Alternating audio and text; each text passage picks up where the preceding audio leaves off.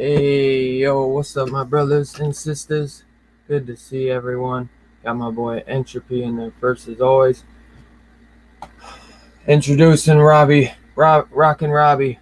Station, my brother. Station. Oh, how you doing today, brother? I'm doing good, man. Excited to be here at the end of the week to talk about horror movies with my buddy Dylan on Dylan's Horror Show. Bro, good to see you, man. I miss you, man. I miss you. I feel like we don't talk as much lately. That's on you, bro. Shut up. His phone works both ways, son. What's a phone? I don't know, man. It's what the young kids are talking about. Yeah, it's the new thing. It's just a fad. So I gotta have some backup for tonight's review because Robbie, he wasn't happy about this, but No. I got the one and only my man Missing Link, aka Stefan, in the house, man. Is it? I'm sorry. I know Robbie asked it before, but I don't want to sound like a douchebag. It's Stefan or Stefan? Either or, man. It's Stefan, but it's spelled Stefan. My mom was trying to be unique and. Hey, no, I just don't want to say it the wrong way and look like no. It's then they'll be making fun of me in the backlog, bro. Is your last name Urkel though? Urkel? I used to get that Urkel? all the time, bro. Yeah. And that's why I just kind of wrote with that. I was like, you know what? Yeah, Stefan. I'm the smooth version. Right. Yeah, man. What are you gonna do? But so the Hills Have Eyes remake, and man, it's gonna be a good one because I enjoy these films, and I know Stefan does. Robbie will have his 2 bits, but then he could talk about how much he loves the original. So at least there's that. So you keep it halfway positive. I still don't own it, honestly. I was gonna buy the Steelbook at FYE and I passed up on it. I gotta go back up there and get it. But before we get into it, little horror news. Obviously, we all know The Conjuring, The Devil Made Me Do It, came out this week. I know, Robbie, I just found out from Strick that you've only seen the first one. So you probably... I watched 2 the other night. Oh, you did? Did you like it? No. No? No, not at all. It's just not your thing then, huh? I love the first one. Really? Yeah, but I did not like the second one. I thought the second one was rather long, man, and drawn out. It takes forever for the Warrens to get involved in that story. Like, it's just... Yeah, I can feel that. The nun's creepy, though. That nun thing was super creepy. So. Yeah. And there's some really good bits in it. There's some, like, really well-made, well-crafted scares. It's James Wan. I mean, come on, Yeah. you know. But some people, bloated. Starpad said he don't like them, so it's like some.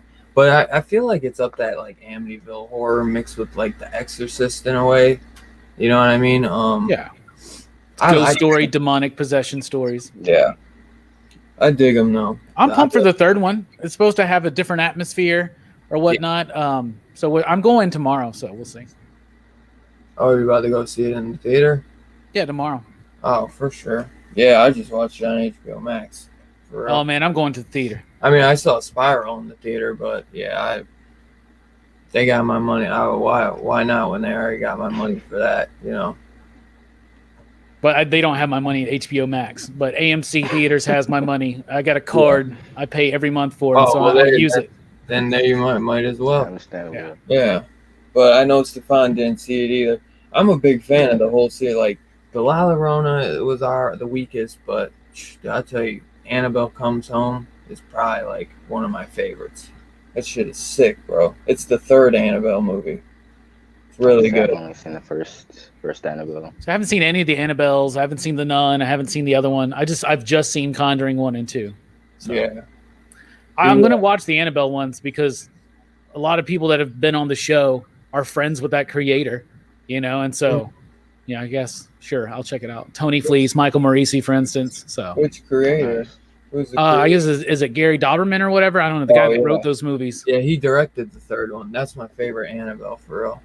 It takes place at the Warrens' house, like, cool, and they like show the whole artifact room. It's dope. You know, I did see A Quiet Place 2 this week though, and really, really enjoyed that. Like, really? I liked it better than the first one, bruh. Like, I really like this movie. I'm not always the biggest survival horror kind of guy. I grew up reading, listening, or not reading or listening, but watching a lot of like Romero shit, right?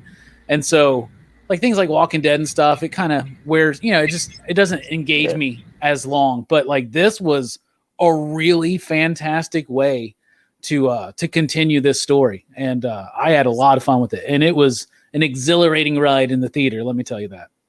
It was cool how they got to squeeze, or John Krasinski squeezed himself into the movie. Of course. But it was still cool. Like the way he executed it was like it made sense because and it's really super open-ended on both ends. So there's so much you can show about what happened before, and so much you can show about what's going to happen next. Oh yeah. Yeah, I heard they'll be doing a third one, but he won't be directing. He said already. I saw the first one. Really? Yeah, he already said that he won't be directing, but hopefully maybe he'll have a hand in the script or something. We'll see though.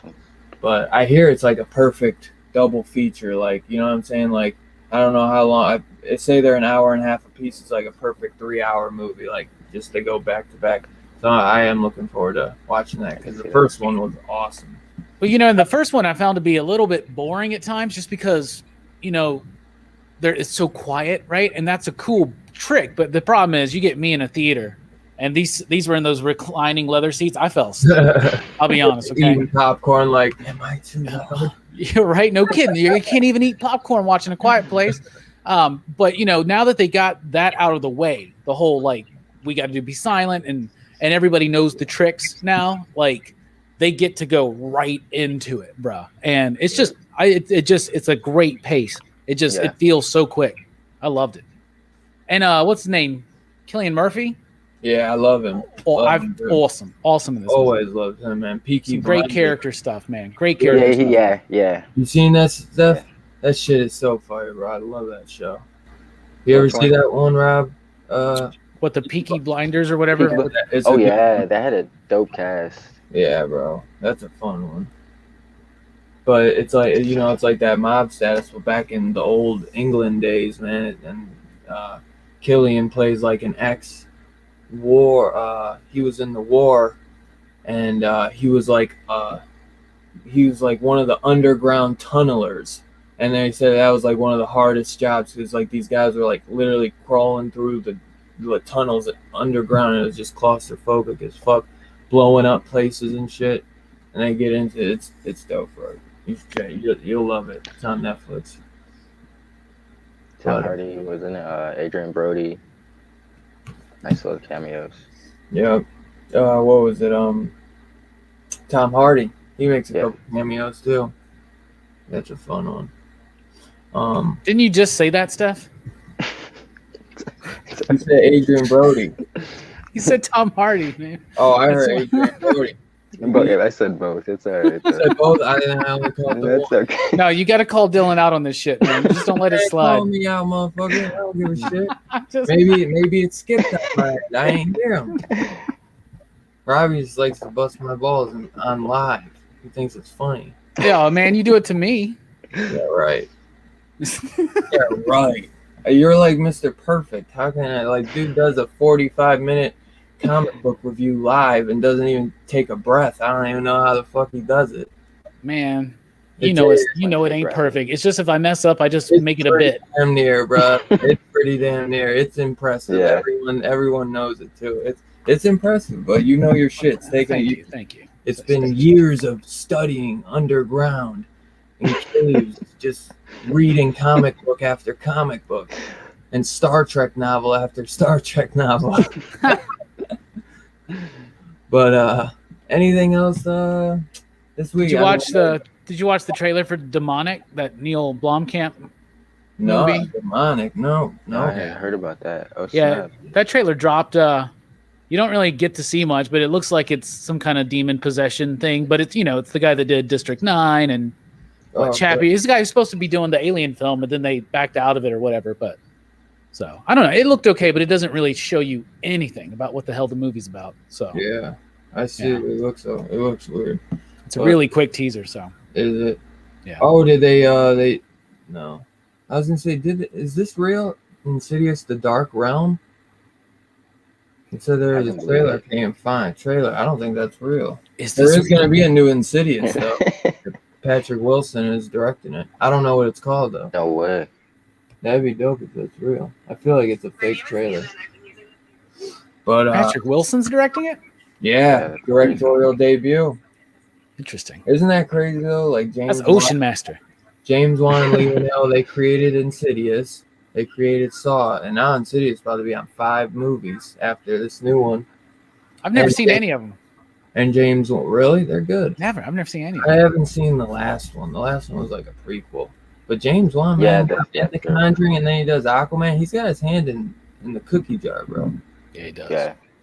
And he's been making, like, to do Saw, Conjuring, and Insidious. I know you said you haven't seen it, but a lot of people love those movies. I enjoy them as well. I think he's one of the better modern horror directors right now. Oh, without a doubt. I believe he's Australian too, isn't he? I know Lee Winnell is. Yep. Yeah, I don't know what else. I think he is Australian, actually. Dead Silence and what was that one Kevin Bacon movie? Yeah, I fucking love Dead Silence, dude. I got it right here. Oh, nice. That's one of the only things I got this week. But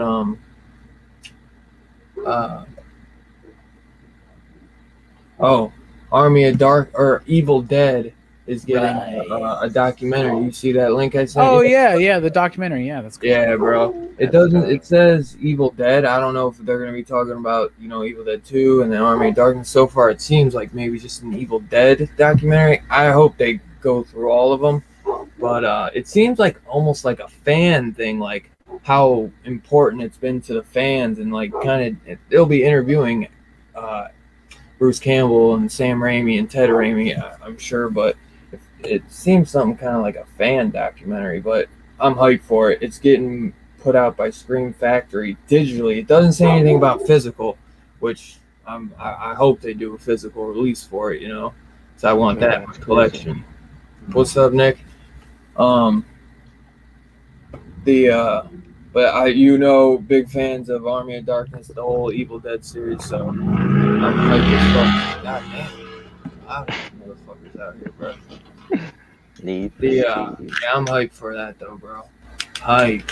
And Scream Factory announced 2 new Blu-rays, Return to Salem's Lot, which I know don't get no love, but you gotta watch it as its own movie. Larry Cohen did it, bro, so it's worth the watch just for that. I mean, R.I.P. But definitely watch that as like its own single movie. Don't think of it as a sequel to the OG Salem's Lot, not the one with Rob Lowe. And they announced The Borrower, which I never seen, but I guess it's done by the guy who directed Henry, A Portrait of a Serial Killer, which is a fantastic film. Fantastic. And Vestron released a movie called The Wraith that's been highly wanted since they probably opened up their company. It's got Charlie Sheen in it. I don't know if you ever seen it, bro. It's dope. Oh, see, he kept comes back from the dead or something, and he's like got a car or a bike, like old 80s film? I believe it's an old 80s film. It's called The Wraith. I remember I rented it once back in the day, and I don't remember much because I always was a Charlie Sheen fan. It's 86. After a young man is murdered by a road racing gang of motorheads, a mysterious fast-driving spirit descends from the sky to take revenge. Yeah, I remember that. This is like the cover. I honestly don't remember much of it, but I do remember, like, because when That sounds familiar. Yeah. I remember renting this once. And you said it's coming out on Blu-ray? Yep, Vestron's putting it out, and they do great releases. So I'm hyped for that. I really want to see that Borrower though from Scream Factory. Anything else you got, Robbie? Or is that it? The Hellraiser remake got announced that it's going to be debuted on Hulu, which makes me think that they don't have much faith in it.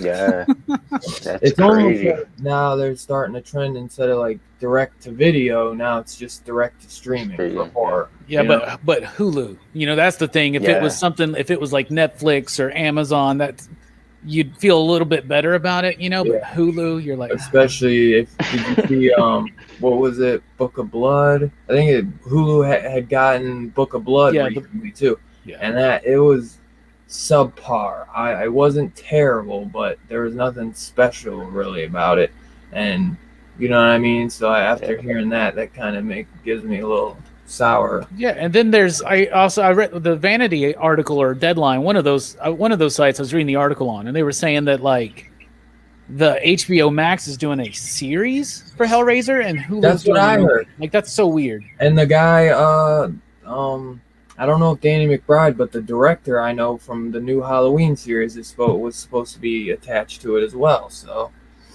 David Gordon Green. David Gordon Green. Yep.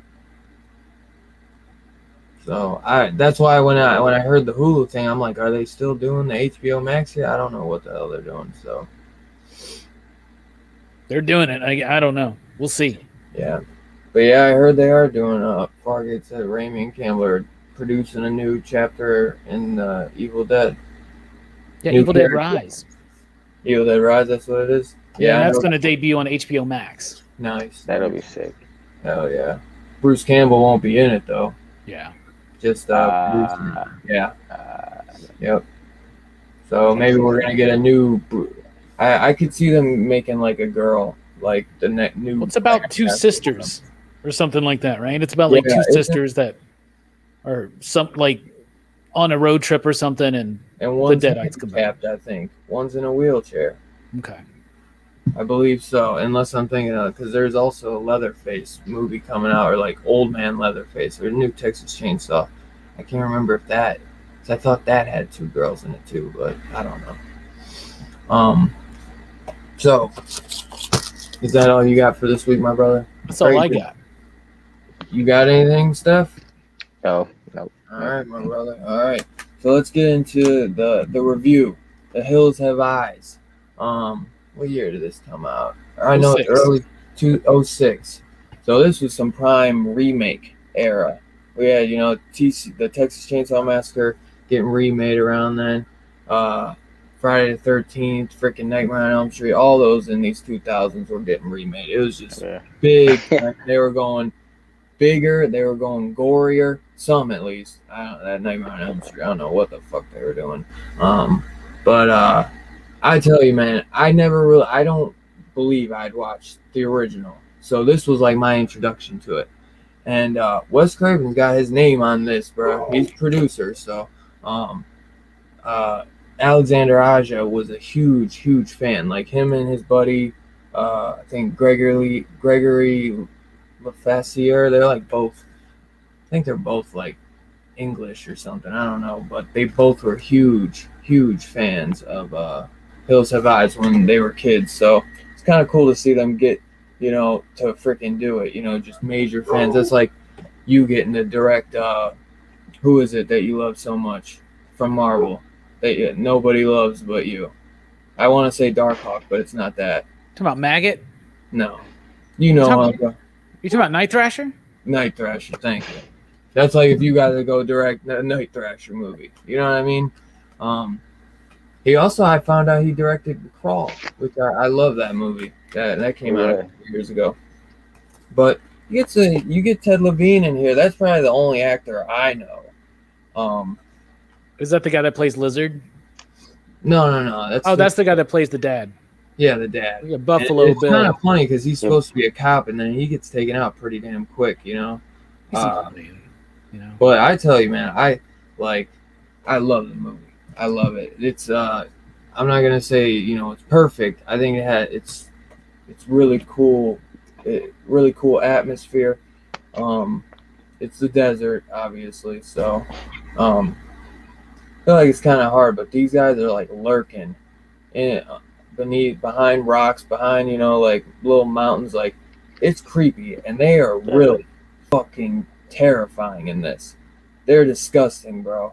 Like I'll tell you, especially when we get to the second one. Like God, bro.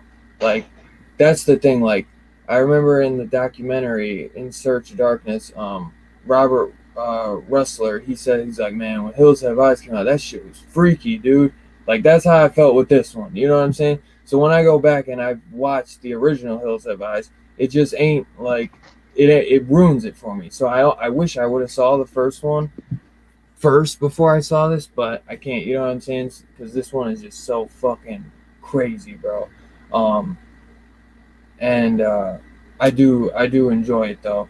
It's fucking, you know what I'm saying? It's in that era too of Saw, so where everything was like batshit. Saw, Hostel, you know what I'm saying? Like that, I would put that in this category of like Saw, Hostel. You know what I'm saying? The extreme era. The extreme era. Thank you. Yeah, that's a perfect word to say it because I ain't saying that other word, bro. I ain't saying it. Right. I gotta go with Steph. The last time you went last for everything. What did you think? Because we already know what Robbie thinks. I enjoyed it. I enjoyed it a lot. And I think the fact that it like focused on the family, like the dude who played Pyro in the X-Men movies, just like he played like the perfect everyman.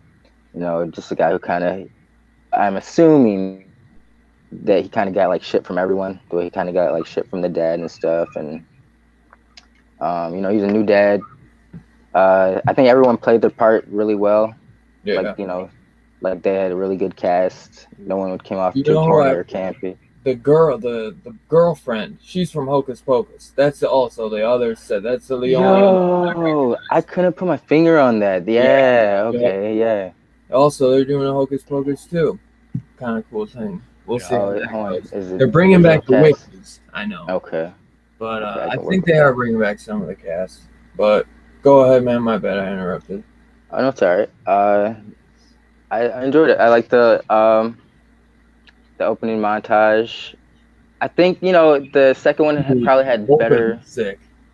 What's that? The opening is sick. Yeah. I like the music they played. Going along with it, showing like the clips and like the old nuclear war testing footage and stuff like that. I think the second one probably had more gorier kills, but the first one probably I enjoyed more because it had more weight to it because of the family aspect. Like the second one. I don't want to start talking about the second one yet, but I don't know. I enjoyed it. I enjoyed it a lot. For sure. Yeah, I know you were excited for this one, man. So I had to bring you on. Robbie, what'd you think? I know you weren't the biggest fan, but you're a big fan of the original, correct? Huge fan of the original. Okay. Steph, have you seen the original? I have not. I've only seen the first. I have not seen the second. I know about like the dog flashback and shit, but I've never seen the second. Only the first. The dog does have. They're very close. They're very close. Like, you know what I'm saying? The movie, like that's another thing. Like this one's extreme, but it is like a step by step. Like, you know what I'm saying? Like it follows the footsteps of the original without. At first. It starts deviating. There's some starts at the end. Deviate. I don't know though. Okay, so I did not have a pleasurable experience watching the remake of Hills Have Eyes. This was the first time I've seen it, and so when it starts, I was like, well, I would really just rather watch the original right now because it was kind of trying to do the exact same thing. I appreciate some of the cast. We were talking about Buffalo Bill being the dad. The daughter is Claire from Lost. Yeah. And of course, Pyro's in the film. And I'm surprised Dylan didn't mention this, but I don't remember her name. Is it Luna? The girl in the little red hood? That's Laura Ortiz from. No, oh yeah, bro. She's in so much makeup. I forgot, bro. Yeah, that's totally her. And so it's got a decent cast. The Pyro dude, though, I did not like him at all in this movie. And all of these characters were so annoying to me because I kept thinking all I want to do is watch the original. Now I appreciate that they went with more of the idea of like the mutants and the nuclear radiation. Right. I love it. Right. So they're all like bubbly and stuff. And in the original, it's really just Michael Berryman that looks that odd, you know? Yeah. They kind of just look like normal. They're just cannibals, right? Mm-hmm. But they were forced out of their land, and this is their revenge is to eat people, right? I mean, because if you want to get back at society, just eat them, right? So I love this Wes Craven one. And the new one, I was trying to watch it with an open mind, but I don't know. I mean, it was really in your face with some of the stuff, and it was ramped up, you know, it was amped up too, you know, and that was interesting enough, but the thing about the first one that I think is so genius is you have the nuclear family and then you have the nuclear family. Okay. And you get the family aspect in the remake of, I can't remember the name of the family, but the family that gets lost. Right. Yeah. But you lose the family dynamic of the clan of Jupiter, Papa Jupiter's clan, and Pluto and all them. You lose that, I think, in this one. It just seems, and I kind of ripping this off from Boots to Reboots, which is an amazing show if you don't check it out on YouTube, where he reviews horror movie reboots. But, you know, that dynamic kind of gets lost. And it's supposed to be a juxtaposition of these two families, right? The soft family and the hard family. And it's a really interesting take on America, on suburbia, on, you know, the military even, right? And I think that eventually in the second remake, they get to explore some of those themes, I think, in a kind of interesting way. But in this one, it focuses too much on, they're mutants, they're irradiated, they're gross, they're disgusting. And it leaves out the whole crux of the movie to me, which is that they are also a family unit. They have loyalty, they stick together. You just don't get that in this movie for me. I don't know. It's got some creepy stuff. It's got some really great kills. The dude that plays Pyro, though, I think is so freaking annoying. All the people are annoying. I love the cast in the original, even though it's cheesy, you know, and they're making booby traps and all that shit. But like, I don't know. I just I appreciate it for what it was doing. It did exactly what I think it was set out to do, which is to take a movie that probably a lot of people hadn't seen and reimagine it for that day and time. Yeah. But the problem is, I love this film. I love Wes Craven. And I know Craven's involved in this. He was even more involved, I think, in the sequel because he co-wrote that one. I don't know if he has a writer's credit on this one. Maybe he does. But he and who was it? Him and his partner came back. It said produced by Wes Craven, Marianne Mandolini, and Peter Locke. Did any of those guys work on the original? Because I thought maybe Peter Locke did. Peter Locke did. Yeah, I'm pretty sure. What I thought. So, I mean, overall, I thought it was all right. It was boring. It didn't really grab me. I mean, it was a little bit more extreme with its gore. Wow. But dude. So it's written by Jonathan Craven and Wes Craven. So is that his son? Him and his son wrote two together. I don't know. Okay, that's cool. Is that his son, Jonathan Craven? I'm guessing. Probably. I don't know. That's kind of cool because he probably always thought like he didn't like his version of two, and it kind of got it. Everyone obviously says the first one's better. I hear some people do like the second though. So maybe this was kind of his rehash at getting to do it, and maybe he did it with his son. Oh, and another cast member is Lizard because Lizard's not in the original. They changed some characters. Like there's no Mercury and there's no Mars. Instead, there's Lizard and there's Goggles or something like that. Like why are you getting rid of the idea of the planetary names? I actually think there's some significance to those names in the movie. Like Pluto is obviously associated with the underworld and death, and Jupiter is the king of the family, and Mars is the warmonger, right? And Mercury's the smart communicator. Remember, he's the lookout that Beast kills. And I'm just going to tell you that is the star of the film, is Beast, the damn dog. That I love the dog in this movie. Yeah, so, bro. I'll give you that. But Lizard is played by the dude from Land of the Dead. That's like I Never Miss or whatever.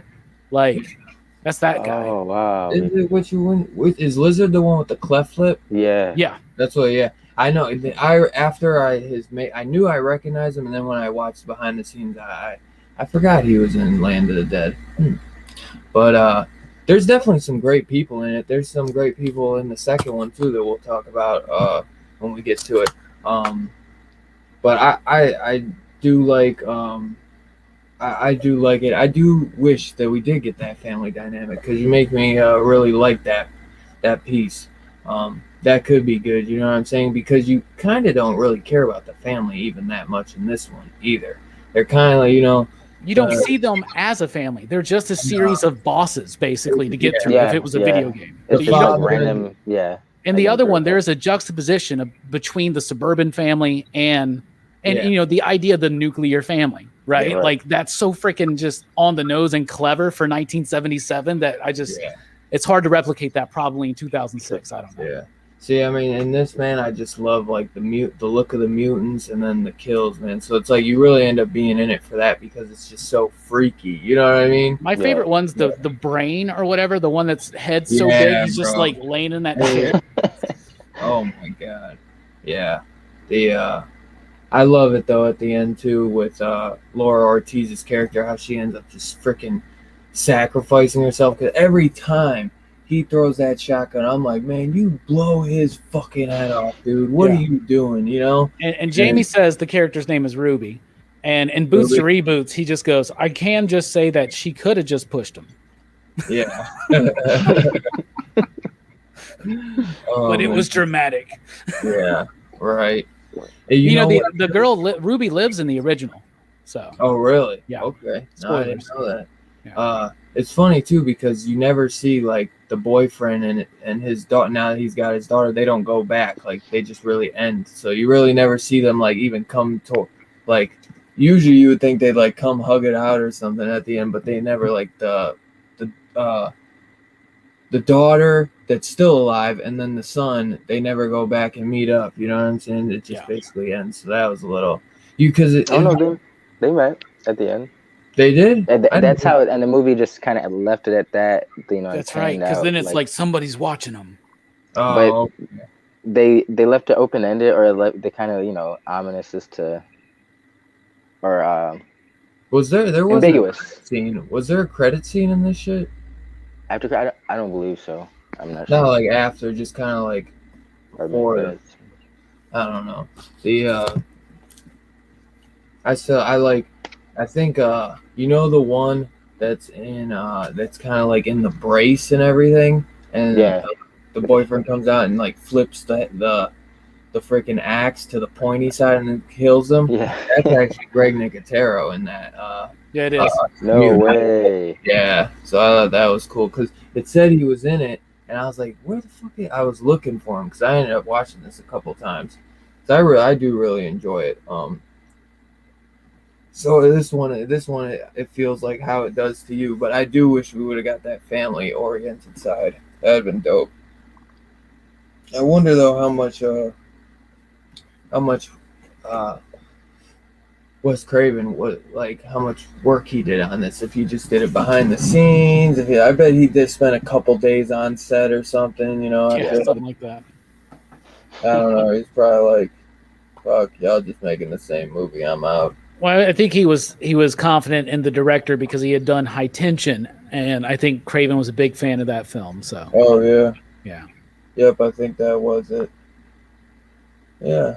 What else was there? The other thing they lose is, this is something that happens in Craven's work, is that he likes to explore the darkness of people that are so-called not dark. They're, like the American family, and he does this in Last House on the Left. He did it in Hills Have Eyes. He does it to an extent in Scream and Nightmare on Elm Street, where the good guys are just as savage and as bad, right? So you're doing this juxtaposition of these two families, and you're like, oh man, clearly they're the bad guys. But by the end of the film, it gets all blurred up, and they're like doing the most heinous, like evil Home Alone shit you can do, And it's not to the level that it is in Last House on the Left, where it feels majorly disturbing. But it's also, I feel like they lost that in the remake, and I think that's mostly because of the choice of the music. Like the music's fine, but it gets a little bit just kind of generic of the time for horror, and it doesn't have these certain kind of like slow moments that really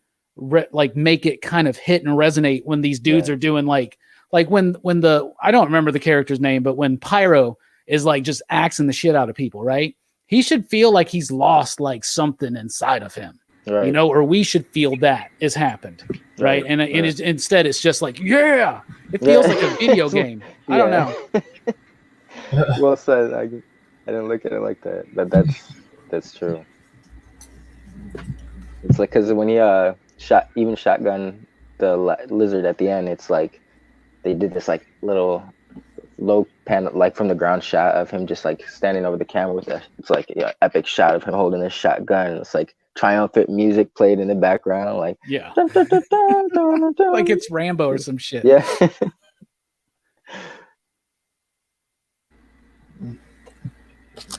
Yeah, but I'd say what out of all the mutants, which one would be your favorite? Stefan, you go first. Because you get different mutants in each film as well. For the first one, I would have to say the guy with long hair that was barking like a dog, just because that was just really creepy. The guy that was eating the dog? Yeah. I think was that Goggles? I believe that was Goggles. I think I love him. Beast gets his just desserts on that mother. Yeah. And then they're all look. I'll tell you one thing, and it pisses me off so bad. So, Beast basically, you know, tears up Goggles, and he brings his arm back to the thing. Shut up. And the walkie is in his hand or whatever. So then, like, they're talking. They're like, "Where's Goggles?" And I'm like, instead of just listening and maybe kind of keeping an eye on maybe if they're pulling up on them or something, because they don't know that they have the walkie. He goes instead and says, "Why are you doing this to me? Why are you doing it?" It's like, savages. Do you think they give a fuck what you have to say? They're just straight up killing you, dude. Like, why are you doing this? Like, there's no reasoning. Like, no matter what they say that they're trying to get back, like, they're just fucking savages, and they're eating you guys. You know what I'm saying? Like, they're cannibals. You're their food. So, or, who's the one when this brother and sister, when they tied him up to the trailer and blew it up? That dude, he looked like normal. And that's Jupiter. Jupiter. Okay, yeah, he was. That's Jupiter. Creepy. Yeah, because he looks the most normal, but I think he has. But you don't know that he's the father of the family, really. You don't get that, do you? You don't. He's just like the only final boss, right? And he's not even the final boss, really. He looks normal, but I saw pictures, like set pictures, because I don't know if they ever show it, but he has like a body like on his chest, like kind of like a deformed face or something. It was supposed to be it was supposed to be a parasitic twin, but they scrapped that idea. They didn't go with it. So he shows up and he looks normal. You know, they all and in the original they mostly look normal, you know? They mostly look normal, including him. But he's got like this like axe scar in his face where his dad had like hit him or something. Okay. And but like apparently, so they didn't do that, so he just looks normal. So this one random one just shows up, and you don't understand that that's the connection, that's the patriarch of the family. And I don't know, man. It just I can get that. And the other thing too is in the original, the dude in the beginning tells them don't go down that road. Like he doesn't set them up like the dude in this one, which gives it that kind of and he's basically seeming like he's gonna stop doing it, and he's like, I'm done, and then because she walked past the bag and she didn't, you notice too, they never say anything too about the bag. They didn't give a fuck, you know what I'm saying? And he basically sends them down the road to their death because he thinks they looked at their bag. It's like, nobody cares, man. Like, you know, he got paranoid, so he's like, why he offed himself? You know, because he was worried someone was found out, or I guess that he was worried they were gonna say something. And it's like, what are they gonna say? But you already sent them to their doom, bro. It's just a bag. It's like that could be. They don't know who you are. I mean, it's like when Ted Levine comes back, he sees there's the ear in it, but all she saw was just a bag that maybe had like a necklace in it or something. Like you don't really see shit. And they never say anything. But I'll tell you, when Ted Levine comes back to the gas station, we can't forget about talking about this. That shotgun when he blows his head off is wicked. Did I break up? My Wi-Fi's fucking up. Yeah. Bitch. But you said it was wicked. Wicked awesome. Yeah, that shotgun scene. I'm gonna switch my internet, I think. No one's even home, bro. I think the kid who played the brother, I think he played that part well. Like, you know, the teenager, like just the wine. I felt the crushing of his soul. You're right. I felt the crushing of his soul. He actually, I feel like the chick. I don't remember her name, but Claire from Lost. I think they did. I think they did fine. Yeah. I think they did okay. In the original, like I keep saying in the original, I'm the old guy now, aren't I? There's this real creepy scene where they're trying to they're trapped that they set for Jupiter's. They have to get their mom's dead corpse and prop it up and make it seem like there's somebody. So he's after her and they get him in this trap and everything. But I don't know. Y'all should watch the original. Look it up. Yeah, I was gonna say. I should watch the original. Yeah, I think it's free on YouTube for real. I think it's on Tubi too. If not, so I broke up. Did you guys like that shotgun shot when he blows his head off? Oh yeah. Yeah. No, but and in the original where the guy he's like, "Don't go down that road," and the dad's like, "Oh no, I'll take the shortcut." It's that kind of a thing. But when you do it like this, where this guy's setting up victims for this family of cannibals, it makes it way too Texas Chainsaw Massacre. You know what I'm saying? It just feels a lot closer to it, which it already has some comparisons. Plus, the original film had the same set or production design as Texas Chainsaw. It's right in that sense. I think they came out. Well, I think Texas Chainsaw came out 04 and this came out 06. Yeah, we know this was 06. Maybe it was 05. They're right around the same area. Yeah, they were close. Very close. Okay. The chat wanted him. There you got him. But yeah, it's dope. So I guess we'll get into rating unless there's anything else you want to mention. You're gonna ask me my favorite mutant man? Oh shit! I'm sorry. What's your favorite? I didn't even say my favorite mutant. I know, man. Where are you at? What are you doing here? All right. What's your favorite mutant? Well, I thought the coolest looking is the brain. That's just a cool concept. Yeah. Right? Yeah. Like the super cool concept of his brain has grown over that chair and he can't move and he's just super creepy, and I like that. But I also really like Pluto. That's the character Michael Berryman plays in the original, and I thought this version was decent enough. It's pretty scary. Which one was Pluto? Was he the big? He's the main one, the one that I think he's the one that tries to perform the rape at first. Yeah. And then Lizard comes in. It's you're not man enough to do that, and all that kind of shit. So. Yeah, he's the one that you kind of I don't know, he looks kind of dumb and goofy. Yeah. But then you see Is he doing the bit? Yeah, I was gonna say he's doing a bit. Yeah, I agree with that. I like the one scene where towards the end where the dad's just getting fucked up by Pluto, and he's got the axe to his head, and he's just kind of they do a shot of Pluto's face where you can tell it's playful. You know what I'm saying? This is playtime for him. Yeah. But he's got this innocence about him. Yeah, he really, truly. And he's the best one in the original. I mean, he's the most memorable too. Michael Berryman played him in the original, and that's just an iconic actor. So, yeah, definitely. I'd probably say my favorite probably would be I liked how Goggles looked, but probably the brain one that you said. That one was just fucking crazy as hell, bro. Creepy. I like how he's just sitting there talking shit the whole time. Yeah, just talking shit, bro. And he gets eaten by the dog. Yeah.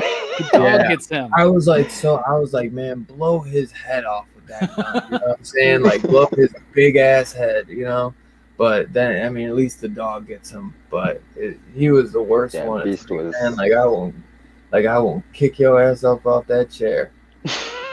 Just tip him over and walk out the door. Right. Oh my god, that one was wicked, bro. They're just great practical effects. I really do dig the cinematography in it. I think it looks good. I think it really looks good. I think forget where they said they ended up filming it at. They wanted to do it. They kept trying to get him to do it in like Mexico, and then Alexander Aja wanted it to be like different and shit, so, and like better. So I forget where the fuck he went. It was somewhere. And check out the documentary if you ever get it. I can't remember what it was called, but it came out great, I think. So I guess we'll get into ratings and jump into the second one, bro. What Stefan, what do you give this out of 5 slips? And everyone in the chat, if you've seen the 2006 Hills Have Eyes remake, what do you give it out of 5 slips or 5 I give gigs? I give it a 3.35, 3 out of 5 slips. Just the horror wasn't really there as much as the second one, but it's the family aspect for me. Like, even though some of the cast were a little annoying, I think they, at the time, I think it resonates with me so much because I saw it when I was in high school, and it was like one of the first rated R movies I went and saw on my own, and it's like one of the first horror movies I've seen that has like a family aspect to it. So I give it a 3 out of 5. Right. No matter if you don't like the family or not, it's fucked up what's happening to them. I'm saying you gotta feel for them on that level. What? Yeah. It's vicious. I mean, just from the get when they're like when you see the guys in like the all white hazmat suits and then they just got the pickaxe and they're just swinging them around, you're like, dog, I'm in for it. They just go in balls deep, man. I love it, And you got Ted Levine to kind of like seal it, make it feel official, because dude's OG, that's fucking killer. Put the fucking lotion in the basket. Right, exactly, bro. And I dig it. But Robbie, I know you didn't enjoy this one as much, but what did you want to give it out of 5 your digs, my brother? Oh, I'll give it 2.5, right? Because I appreciate what they were trying to do. They went in a little bit of a different direction and focused more on the radiation mutant side of it, but they didn't make the connection between the two families for me. It's got some great gore. Beast is awesome. Still hate it when Beauty gets it, but so I'm going to 2.5. It's just I can't watch this movie and not just be like, I just should be watching the original. So I'll give it 2.5. For sure. I did dig it. Shut up. I go back on it like a 4 and a 3.5 on this one. It's tough. I think I'm gonna give it a 4 just because this was the first one I ever saw. I didn't see the remake, and I'm a huge Wes Craven fan. I'm a huge Alexander Aja fan, and this was the era when I was like, it was prime for me with all these remakes. I'm not saying I love them all, but Texas Chainsaw Massacre was, even though I had seen the original and that shit was fucked up, it's hard to top the creepiness of that, man. And they just went for it with those ones where they're just grimy and dirty, and they just icked you out. You know what I'm saying? Where I don't even want to eat nothing when I'm watching these movies. You know what I'm saying? You know what I'm saying? And they would scare me, bro. They when Texas Chainsaw the remake came out, I didn't know if that shit was real or not, bro. Because it was when they're filming in the basement, bro, and the cops, and it just feels they did a good job with those, man. And this ain't as good as Texas Chainsaw Massacre remake, but I dig the kills, man, and it's hard to really get reactions with kills. So I feel that's why I kind of go to Saw, this, all Hostel and those, because they kind of get a little rise out of me. Hostel is a great movie too, by the way, which we all know. So I think I'm gonna give it a 4. Yeah, I'm gonna give it a 4. Yeah. Respectable. Yeah. It's close, man. Like a 3.7, 3.8, but I can't do that, so I'm gonna just give it a 4. Cause I watched the second one twice. I watched the first probably 4 times, maybe 5. I liked it, man. I liked it. Yeah, you liked it so much you wanted to do a whole show about it. Yeah. Well, no, the second one too. Oh yeah, it gets better. I thought you might like it. you know. But you like the first one. It's so all right though. I enjoyed watching it and talking about it with you guys. You know, you guys made some points, and I think we all had a really great conversation about it, man. I like detest the movie. I don't think it's like one of the worst movies I've ever seen. That's all I want is good conversation, my brother. All right. Well, we'll get. I didn't see no. I don't. I won't give it a rating down below. Oh yeah, we'll chat. Big Herm said 4. Sam Fett said 3. I think Jamie said 2. In the remake of number 2, yeah, we haven't got. We're getting to number 2 right now. But yeah, dude saw it. But before we go to 2, that rape scene wasn't that bad. The Halloween one in the unrated by Rob Zombie is so fucked up, bro, compared to this. I don't like seeing that shit, but at least this one, like, they don't really show anything. In the first one, it happens. That's what I'm saying. We'll get to the second one. Well, what I'm saying is in the original, it happens in closed doors. Yeah. But you hear screams and you see the reactions of the family as they're hearing the screams, which they're not showing anything, but it's very disturbing, right? So, yeah. I mean, it's disturbing in this one, no doubt. Oh, absolutely. Yeah, of course. Ridiculous that they're like all the way down, and I'm like, duh. And then they even run in there and grab something, and it's still like, I'm like, dude. The weird scenes when he's breastfeeding himself, like when he's breastfeeding, bro. That's weird. that was probably one of them. Yeah, that was too much. That's probably what I remember. With the gun, yeah. I'm gonna go to 2. I'm moving my 2.5 to a 2 now. I remember that. I'm just kidding.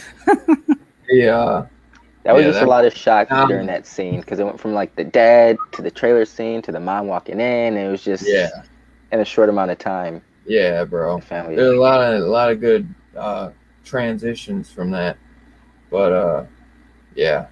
So I guess we'll get into part 2 now. I guess Robbie, you said you liked this one a little bit more, correct, than the first one? Yeah, actually, I did. I actually really enjoyed this one. I enjoyed the experience. I watched this probably more than the first one. Like, I think my parents had saw how fucking weird that breastfeeding scene was, so they wouldn't let me watch this one as much. So I got this one, though, I think is cooler in a way just because it is a brand new idea. I think of it as like Dog Soldiers meets like Hills Have Eyes, because it's like a soldier and they're going on like a little mission type thing and they have no fucking clue what they're in for. But go ahead, Robbie. I'm sorry I interrupted you. Oh, no. I mean, I actually kind of like this one a little bit. You know, this one's co-written by Wes Craven with Jonathan Craven. And what I like about it is, and I don't really, I barely remember the original Hills Have Eyes 2. I just remember not liking it as much, right? And it's got some weird issues, right? But this one, it was an interesting idea because now you're getting into the idea that this was a military base, right? So they're doing this military training there, and I instantaneously started liking the sergeant because he can talk some shit, and I love it. Like, I started liking this movie the moment he said the line, "Since you are not Rambo resurrected, I suggest you do not charge into battle with your head securely placed up your ass." Like that line, like, you can ask Jamie. I rewound it to make sure I got the line. Like, I was like, that's hilarious, right? I love that. So I like you rewinded it. So I like that we got, you know, this military, these trainees or whatever, this National Guard, right? So they're not even like they're not the Marines. They're not like they're the ones that come in on the weekends and shit, right? And like they get put in the situation where now we got a different batch of mutants, and now we get to actually see the military side of it, right? And seeing the technology, how they could go against that, and now we're seeing what the world beneath the hills is like. And I really liked seeing that. It gave me some this remake gave me some distinct Texas Chainsaw Massacre 2 type vibes, where you actually go down. I like how you can see where they have these tunnels and all that stuff. The mutants are gnarly. The kills and the effects are way better in this one, dude. They were like gnarly. There's some great stuff. The rape scene is obviously very disturbing, but it could have been worse. You know what I'm saying? But not that that's like, you know, I think it's doing its job. None of the characters, though, are that memorable, aside from the sergeant. I don't really care about any of them, so it's just one of those movies where you're like, I cannot wait to see all these people die. Yeah. Like, every single one. Like, they could kill anybody, and I'll just root it on because they're doing it with some really nice technical craft. They use a little bit of CG, but they don't use it so much, so it actually kind of works. And I really actually had fun with it. It's not the greatest, but it was a nice fun. Turn your brain off. Just watch this movie. I think it could have gone deeper. It could have said a little bit more about its thematic material. But that being said, I had a lot of fun with it. And I thought the music was significantly better in this one. So I actually enjoyed this one. I thought it was cool. And Joker from Next Friday is in this movie. He's the one who's like freaking out. He's the one that kills himself with the TNT, right? Yeah. With the dynamite. So I was like, that's Joker from Next Friday. No closed doors, man. No closed doors. It's a good thing though with this is because they don't have to feel like they have to copy the first one or deviate a situation from here. This is more like a free reign, you know. So especially with Wes Craven being on the script too. So it's really cool to see something different than not just a remake of what the second original Hills Have Eyes was, you know. Right. Stefan, what did you think of this one though, bro?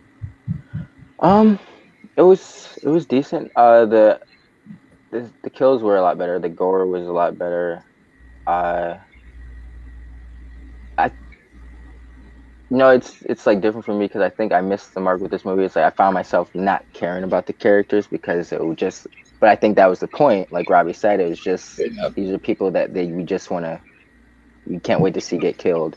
That was the era, bro. Like they had just these characters you didn't really care for. It was like that's why I feel like Hostel was different because like you at least sometimes the characters were douchebags, but you like they were douchebags like you wanted to party with at least. You know what I'm saying? Like at least I don't know, but it was just so many characters were just there for the kills to see them. You were like rooting for them to get killed. I feel like that was something they did in these early 2000 remakes. Yeah, I think I like the fact that the mutants were more threatening in 2.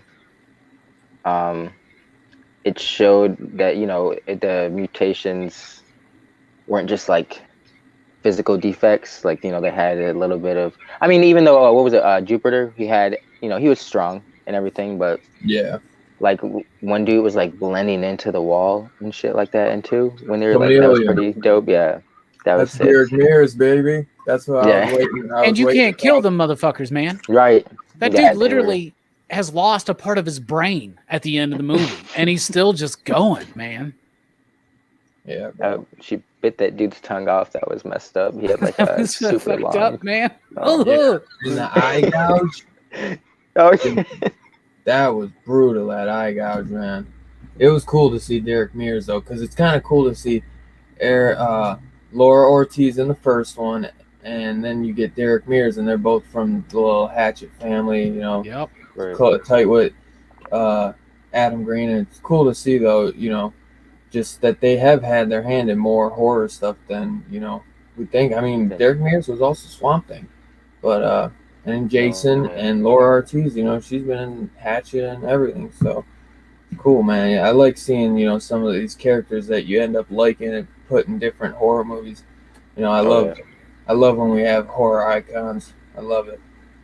Because obviously we got them from back in the day, like Linnea Quigley and Jamie Lee and Neve Campbell and Danielle Harris. But it's cool to get some, from the last couple decades. I agree. But the only problem is like it's like they were soldiers with like 16s and stuff, and it's like I don't know. It was like this is a horror movie, so of course they have they have to make bad decisions to. But it's like I found myself saying like, come on guys, like the family was faring better than you guys, and you guys are like a semi-trained squad, like. But I guess that's why they set up how terrible they are in the beginning. Yeah, right? And that did establish with the training scenario. Yeah, yeah, because the one that could have got them through the sergeant was one of the first to go, and Friendly Fire. Oh man, I was like, you gotta be kidding me! You just got rid of the best character of the movie. Yeah, Because that was cool too to see him go from talking shit and being that sergeant to like encouraging them when that dude's like trying to scale up, you know, and he's like, "You got this, you know, you're owning it, you're killing it, you know, he's crushing it." Yeah. Like I liked that character, and then and you're just like, bro, all these people are dying, none of them are making it out. Man. That motivation's not gonna go very far. Yeah, I can't remember what happened to that mutant that was helping them either, to be honest. Me neither. But I mean, I guess I thought about that, but he's more an adult, obviously, than Ruby, even though the person that played Ruby was like an adult at the time. But yeah, I mean, that's kind of like a little weird. I feel like that one of them helps them. I guess it's not too far-fetched, but... So are Ruby and him just like friendly cannibals then? Like, what do they eat? Like, do they Well, he was still eating people, right? Okay, So okay. that's why Joker was all like, "Fuck you, man! No, don't, we ain't cool with him. Yeah, Look around you. This is what he does." right. But he's like, "Oh, friends, Yeah, have some food, Yeah. have an arm." How did they get that one dude through that tiny ass hole? Like, I'll believe some crazy shit, but like that was a little too much. Yeah. When the dude that was limping, I think he was like one of the first to go. Mm-hmm. And they grabbed him, but yeah, that was The guy that they grabbed him by the foot in that little tiny hole, and they like pushed him all the way through. Yeah. Yeah, that's cool though. I like a good scene like that. Yeah. This movie's gory as fuck, bro. Yeah. I think they were like, well, fuck it. Let's just, you know, what do we? I mean, I think Craven was basically like, this is where I should have gone with the original sequel, probably, because I don't think a lot of people have a lot of love for the second Hills Have Eyes, and it's so weird too because it's the direct follow up to Nightmare on Elm Street, you know, which is like it was his biggest hit, you know, so like, oh wow, it's weird that he goes back and does a sequel to a movie from like 8 years before, and kind of like the production value goes down again, but it's kind of cool because in the sequel, it's if I can remember it right, it's kind of like they're now going into society hunting or something like that. So that's like something I remembered. Yeah, and it's the same family. It's the same mutant family. So yeah. And the base, was that them signifying it at the end? Maybe because they were obviously setting something up for 3, right? Yeah, and they didn't. Oh, really? You remember at the very end? Yeah, it showed like they were like it showed like a infrared map or something of like all these different bunkers connected in the mountains and shit like that. And then a dude with like a gnarly Mad Max like fingerless glove came and like hit a button or something. Oh, you're like, what? I bet eventually they were going to get into the idea that this is some kind of military experiment or that they're somehow allowing it. And maybe that's why they send these trainees into this area. Maybe it's a pact that the military, maybe they wanted to like flesh that out. But if you wanted to flesh that out, you really needed to lay that out in this film because I guess the first one did good enough that they did the second one the very next year. Yeah. Right. But obviously that didn't really work for them. And I remember when they first came out, I worked at Movie Stop and people horror fans loved the remake of Hills Have Eyes. And I can get that. But 2 is the better one, but more people should have gotten. I watched 2 a lot like that. I watched 2 the most, no doubt. Like I liked it. I liked the soldiers, these may have been, you know, even though. And these may have been people like you guys that never saw the original, you know. And then I mean that's what these remakes are for. So yeah, I think that's well said. Like the first one is probably like you know, more for people who hadn't seen it. Like you said, the second one, Wes Craven probably realized this is probably what I should have. That was more to like the true theme of like, you know, I haven't seen the originals, but I'm just assuming it's more in line with the original films. It's an interesting concept with its take on America and the military, you know, and you know that's a little prevalent. Like sometimes it's on the nose, but like he stabs that dude in the eye in the first one with the American flag. Or some shit. You know, plant the flag. It's something too because then you also notice though that sergeant that kills himself, he also seems to kind of know what was going on. It feels like that, you know, like that he knows about them. That you know, they didn't really lay that out. But if they did do a third one, they really could have, if they would have laid that out a little bit more, hinted at it more, it could have, could have been something cool to work with in part 3. How did that one guy get inside the porta potty? I do not understand that. That's crazy. I can't believe I forgot to mention that, bro. The cuts, your cuts. Oh my god. Oh my. Yeah, he wanted them to die slowly. Now, okay, are they murderers or are they cannibals? Because that's not something you do to your food. That's not how it works. That's not how fermentation works. Oh my god. Yeah, that shit. I remember being like, "Yeah, what the fuck?" Has like they shoved his ass in there, and he's alive. He's just been like in this shit water for days, and all of a sudden, he only comes out when one guy decides he's got to take a shit. Like I don't know, it's so weird. Did he somehow survive and crawl in there somehow? It was just, but yeah, that just left me. Right. But it was disturbing. I felt for him. Reminds me of Sleepaway Camp 2. Remember that scene? And they get stuff down the toilet. Yeah. So you can get stuff down the fucking toilet, I guess. Oh man, that one just it's crazy too when that guy like get that soldier, because you kind of get a mutant that's like wearing soldier clothes too. Yeah. So like he's acting like playing like soldier or lieutenant. You know what I'm saying? So I thought that was kind of funny, but he cuts that guy's arm off. And that was, oh man, that one gets me because I'm like, oh, it's, he's like, see ya, I love that one. The scene right before when they killed the sergeant and like, they're like, the mutants were like running through the rocks. One of the army one you were talking about with the hat on was like running, and he reminded me of you remember the guy from Get Out, that was always running. That's just what it reminded me. Scare you with my exercising. Yeah. That's what it reminded me of. But I was, the dude runs like Tom Cruise, man.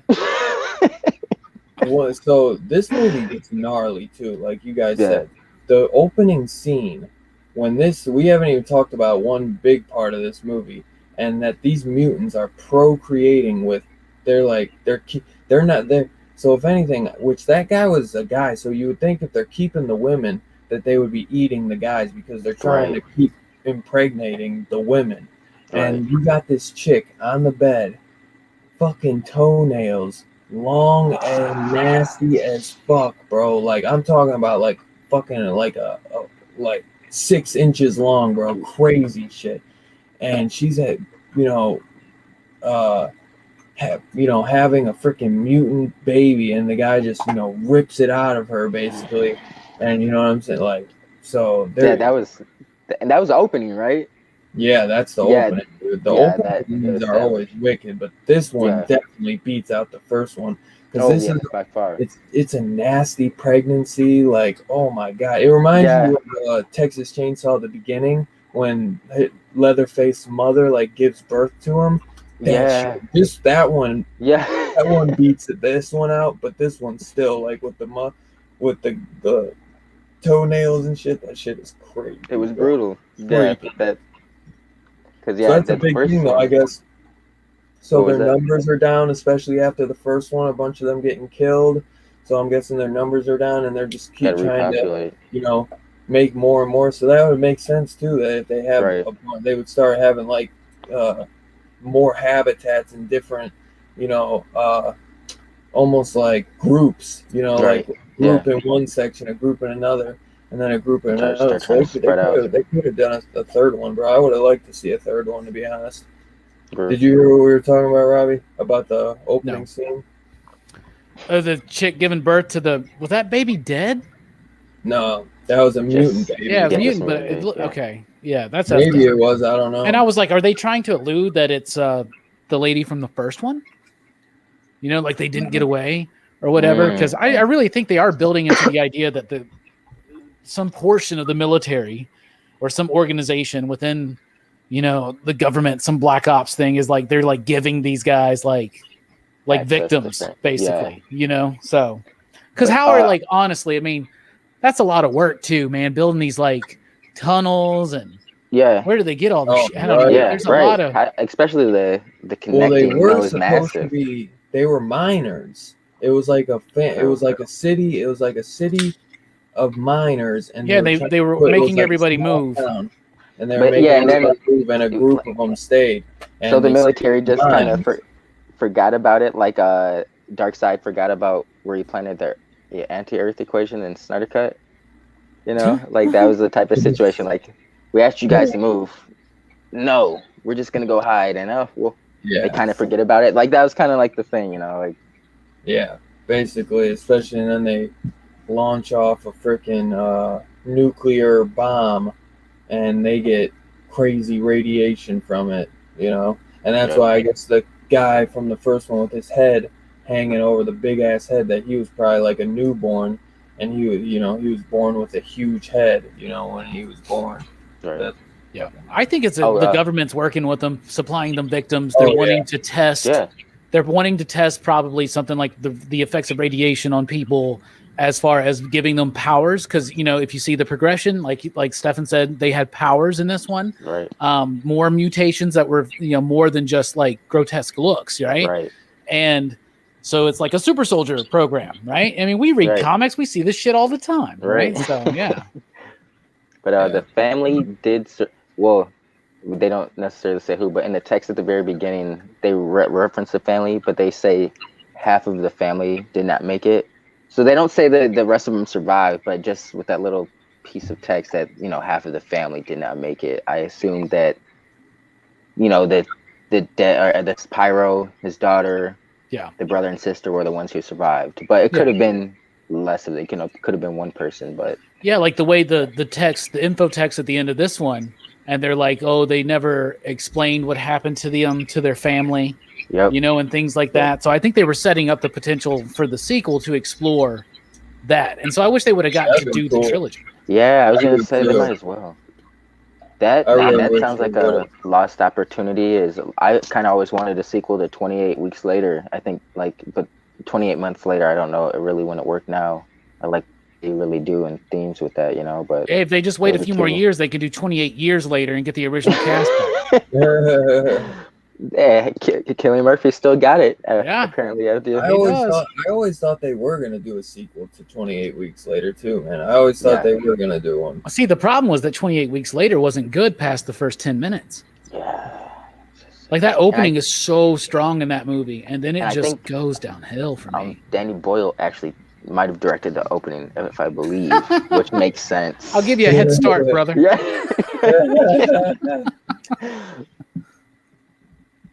Yeah, man. But also K&B comes back to do the effects on this, man, and I feel like they really just got free reign on this one. Like they're probably fucking go balls to the This wall. is that Masters of Horror era. Yeah. You know what I'm saying? Like, yeah. Oh yeah. They were balling at this time. They were just like It's funny too, because it says in both the first and second that the music supervisor was Dave Franco. So I wonder, that's weird, but I highly doubt it's little Dave Franco. James. Yeah, I was about to be like, you talking about James Franco's brother? Right? That's the only Dave Franco I know. In both of them, he's on there. I doubt it's the same Franco. But, what if it is? He'd get a lot of respect from me, honestly. Trevor Morris did the music, so Dave Franco was the supervisor, and the music by Trevor Morris. He was the guy. He was just sitting there, and he was like, "Yeah, that's dope. That's dope. Put this in there. This is the one. That's garbage. Get rid of that. No, that's dope. No. That's dope. Yeah, that's good. But yeah, I have fun with this. There's one we obviously gotta talk to Jamie. There's that one big scene before we do. When they're like trying to trap them, and they're like playing bait and leaving the girls out. It's crazy that right after they catch one and they're playing like bait to trap one in, the girl just totally bounces off from the entire group to go piss. It's like, what are you doing? Like, I'd be pissing in front of them if you're like, if killer mutants are around. You know what I'm saying? Just I don't even know if killer mutants can make me piss in front of someone, bro. I'm sorry. I can just flashbacks to drug tests, and you're just like, no. It's not a tube, I swear. I told you I quit smoking. I swear it. My friend was smoking around me in the car. But Have used so that one. once they get into the caves, they kind of end up splitting up, and then there's this freaking creepy ass big dude that's got snot or whatever dripping, and we get the freaking rape scene, which this one is way more brutal than the first one. It's just way more. It's even more disgusting too. Is that guy? Violent, man. That's hog, dude. He's just a hog, bro. Like it's. Oh, bro. Snotting all over her, man, and shit, dude. Bro. Like, what the fuck? Dude, wipe your nose at least. Have the decency to wipe your nose. Right. Like, bro, that's a make me baby. Oh my god.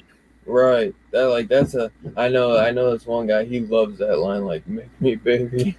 It's a rough individual, I'm sure. Like that should be a dime to you, dog. Like compared to what you're used to getting, bro. Like she should be like perfection, and you're snotting all over it. Fucking just gross, bro. This question. They like back in the early 2000s, bro. They just had gross down, bro. Like it was wild. It's like, let's see how far we can take this. But question about the originals, Robbie. Did they show? Because they didn't really ever showcase female mutants much in either of the remakes. What about the originals? In the original, all I remember is Ruby. The girl who kind of like helps save the baby.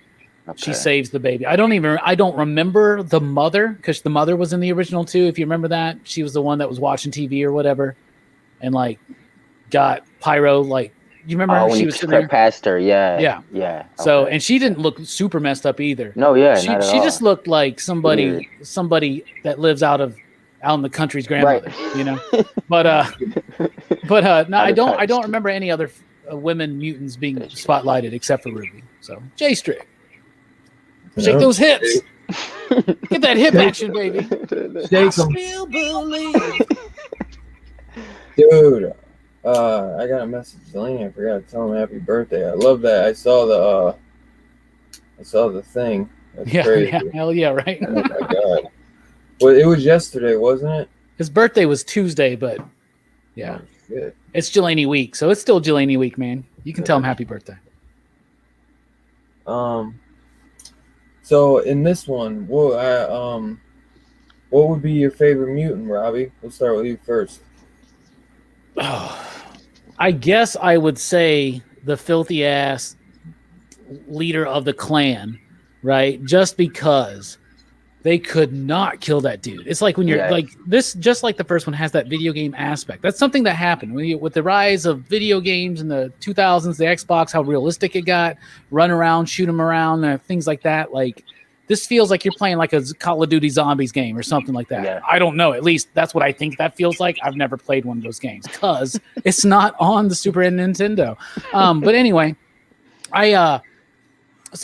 but I think that like it's like when you play one of those games and you're like, yes, I beat the game, and you're like, no, final form. Like, dude, this dude literally is like, I love it too because like she blows chunks out of his brain, and he's just like, huh?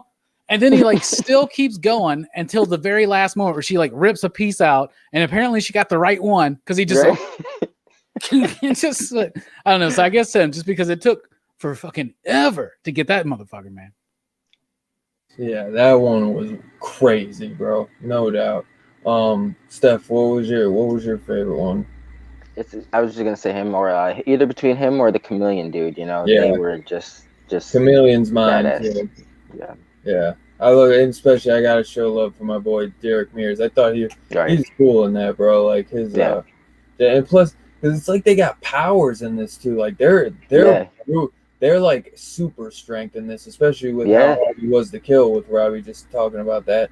And this guy, he's legit like a chameleon. Like, it's crazy, bro. It's like they got like a little like you said, bro. It's like maybe they're mutated and they're strong to begin with. Maybe they're dosing them with the military is experimenting on them, and now they're the one's a chameleon and he can like really.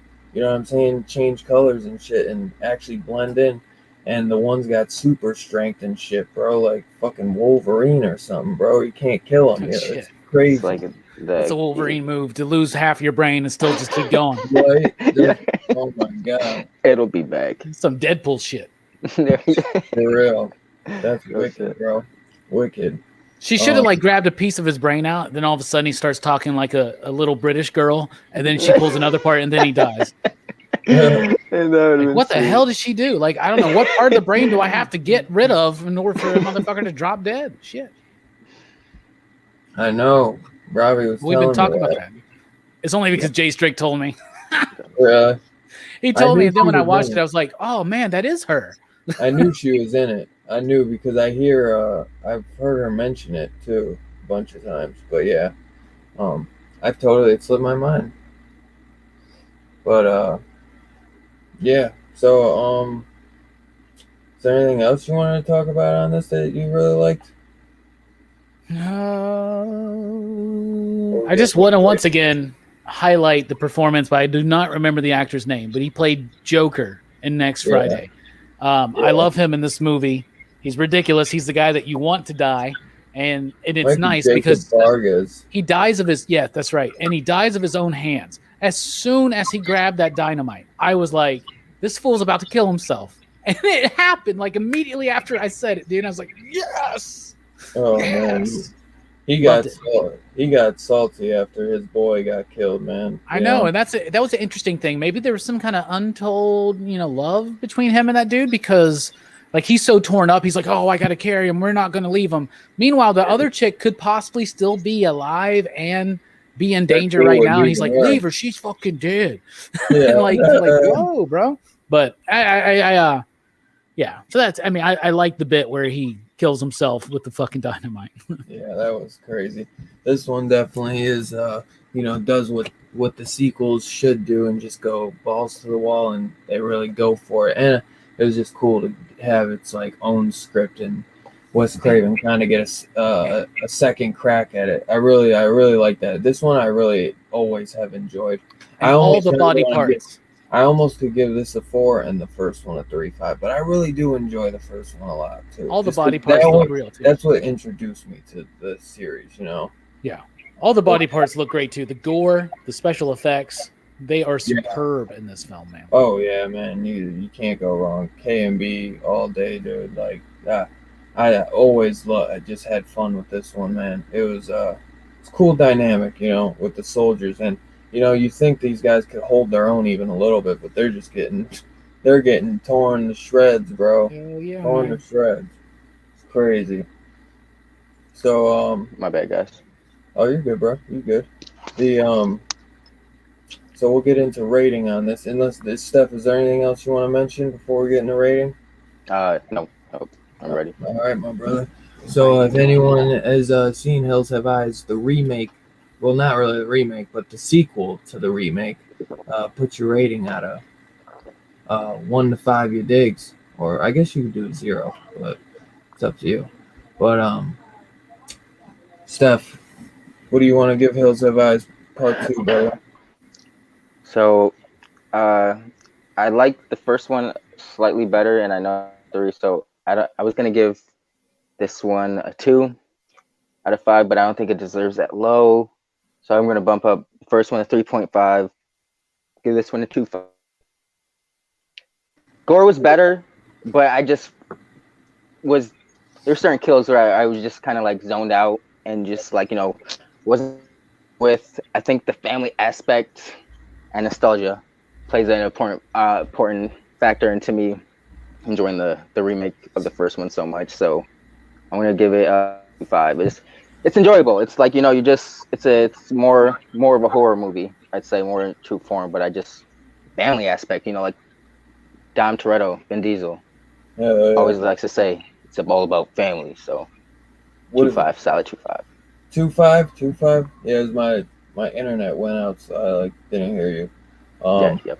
My phone died too, so I was trying to write it, but my phone died. Robbie, what do you want to give this one, my brother? 2.5 from Jace, or 2.5 from Steph. 3 from Sam. I was about to say 3 from Sam. I agree with Sam. I'll give it 3. 3? 3 you digs, 3 slips, whatever you want to call them. I like it better than the first one. It goes in a new direction. It's something I would have liked to have seen the original series go in that direction. I feel like we were robbed of a really interesting concept being unfurled for a part 3. I really like the idea of the military and the tease that maybe they're somehow allowing this to happen. You know, maybe not directly responsible, but allowing it to happen and using it for their own benefit. So I actually like this film. It's got great gore. It's fun. It's a nice turn off my brain, sit down, and just watch. And in fact, I don't think I'll ever watch the remake again, but I may in the future watch the original sequel, and then watch the sequel to the remake, because I actually have a lot of fun with it. So, and maybe I'll start working on a script for The Hills Have Eyes Part 3. You know, you never know, because I got some ideas now. But I'll give it 3. I give it 3 slips and you digs, man. I thought it was a pretty good turn your brain off and watch movie. Well, I'm glad you enjoyed at least one of these, man. I would have been disappointed at myself if you didn't like one of them, man. But, no, man. I mean, that's cool. You know, I wasn't excited to do this. I'll be honest. I kept telling people I'm going to call in sick. I don't want to be here. I was like, I should have watched it one night. I jumped on tomorrow's stream, and I was just like self-sabotaging the idea that I wasn't going. I mean, I literally finished part 2 like 20 minutes before we went live. So yeah. But no, I actually had a lot of fun with the second one. You really were gonna call off it? No, obviously not. Oh, that was a good one. But I wanted to. Well, I'm glad. No, but I'm glad I watched them, man. I'm glad I watched them. There's some really cool, but I can really cool deaths in 2. Really cool deaths in 2. I can understand though why the original. Obviously, the original always is going to be. I'm too into this one, man. I'm too exactly. into I this. definitely understand. I mean, dude, I can totally understand. But it wasn't the first one I watched. But You said something, and I'm sure it's cool. Yeah. I'm gonna agree with you on part 2. I hope I'm not breaking up. But You are a little bit. Yeah, but I heard you just now. I'm gonna give it a 3 though. Nice. Solid. Yeah, I think it's got great kills, characters you want to see get killed, cool mutants. It's grimy, it's nasty. Would have liked to get a sequel, get a nice little trilogy. That would have been cool. Because I think they could have expanded on the ideas and, you know, done something pretty cool with it, done something interesting, you know. That's what was worth it, you know, from the original, because they expanded on the ideas of everything, you know. They went really all for it. Maybe one day Robbie will get to write a part 3 for it and direct it. I'm down. I'm here for it. I'm down. Let's do it. I'll produce it with you, bro. Be less live streams, though. Trust me. So, let's see. Kirby gave it a 3 for part 2. Two Gun gave it a 3 for part 2. So it looks like solid 3s. Yeah. You know, just an enjoyable, like you said, turn your brain off movie. You know, Yeah. You can't ask for nothing better. You know, get you out of the zone and just have some fun. So for Hills Have Eyes remake, Stefan gave it a 3.5. Robbie gave it a 2.5. I gave it a 4. But I really probably keep it in like the 3.7, 3.8 era, but I'll just round it up to 4. And Hills Have Eyes Part 2, Robbie gave it a 3. I gave it a 3. And Stefan gave it a 2.5. Solid score for a whole double feature. 3.69, dudes. Station. By the way, did anybody check out the latest top 10 video that I did with Jim Mint? Not yet. You got to check out at least the opening, because I threw out a station and he did something very nice for the PCP Army. So you guys need to check it out. Jim Mint is a master editor. What's that? It's on his channel. It's on his channel or yours? It's on his channel. Oh, okay. That's probably why I subbed him, but I think it shows like what you watch the most. Like it'll show like whose channels you watch the most first. So I didn't see it yet, but it's been dropping every Friday morning, and it's a great show. Okay. He's doing some really nice editing. We're starting to really get into the flow of working together, and Nice. I love it. I'm having a lot of fun, and yeah, he throws in a nice little touch when I throw out the station. It's nice. Nice. I mean, he's a great editor. There's also a moment where I was like, and I like my psychedelics, and he like zooms in on me, and I go all like crazy psychedelic colors. Check that. We're Hypno Frog. Yeah, man. Hey, Mike and Fable in the building. Mike Zero. Better late than never. Better late than never. Station, my brothers. Thank you for the thumbnails, Mike. And we got Twitch in the building. What's up, my brother? Station Twitch. Yeah. So, I still had fun with this one. I'm glad you saw him. I'm glad you didn't totally hate it. But next week we're in for a little special full moon double feature treat. I'm so excited. We will be doing.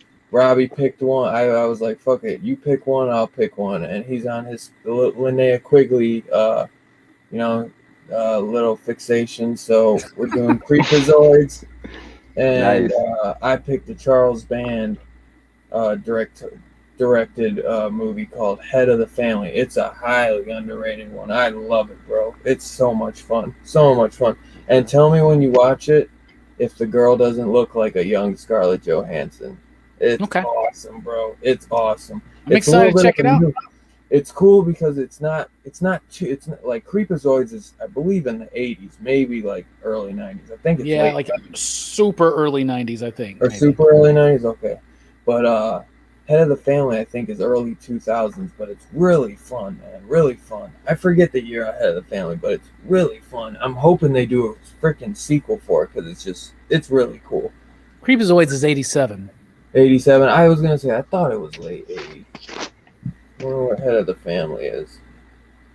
And I'm really excited for this full. This will be our first dive into Full Moon on the channel, and I can't wait. I've been going back and watching some Puppet Master movies since I got the set. 96 for Head of the Family. 96. Okay. I don't know. I was gonna say I had a feeling it was late 90s. We don't like to admit how old we're getting. So we think that things were later. Like surely Creepazoids was from the 90s, right? No, it's the 80s, bro. Okay. Damn. Yeah, it's crazy. Y'all need to watch Creepazoids. It's one of the best, man. I love that movie. I gotta watch that one. I've seen Head of the Family already. But it's gonna be fun, bro. So you haven't seen Creepazoids? I've seen bits and pieces. I've never seen the whole thing though. Oh, bro, that's awesome. That means that you picked one I haven't seen, and I picked one that you haven't. That's why I wanted to do it. That's because I knew you hadn't seen because I've only seen bits. And this is because me and Dylan both have that the Full Moon streaming service, and I haven't used it. And I was like, bro, we got to do something Full Moon so I can use this damn streaming service. We'll be doing more Full Moon, no doubt, especially because we got the Puppet Master box sets. Can we do Evil Bong for next 420? Fuck yeah. That's a movie. Why didn't we think about there's a whole series of Evil Bong films. Yeah. Dude, I got up to Evil Bong 3 or 4, but I loved the first 2 Evil Bongs. The third one, it started because they keep the same characters, but they change one character. They got these this one guy is just so funny, bro. And they're stoners and shit, bro. Like they play it perfectly. It's so funny. It's more of like a stoner. It's not really horror, but it has like a horror hint, Was it like the bong possessed or something? Like idle hands? Kinda. It's like this evil bong, I guess. It's like it's a puppet and everything, bro. It's like wild, man. It's goofy, but they're fun, bro. Like Tommy Chong. He's only in it for like 10 minutes, but it's funny. That's all they were like, we'll give you a bag of weed. You got 10 minutes. Okay. Okay. Because for 420, I actually, I think I had, because I think I'd already got it, so I went home and watched Evil Bong. Well, they got a box set out. They got a box set for it, and it's also a stash box, so it's got extra room in there for your other things. Yep, that's why. That's creative. When that box set got announced, I went back because I wanted it for real, but I was like, I only remember watching the first one, so I went back and I wanted to watch them to see if it would be worth it. I'd get the box set for real, but I'd get it if it was cheap. If it was cheaper, it's too expensive. But I would like to own.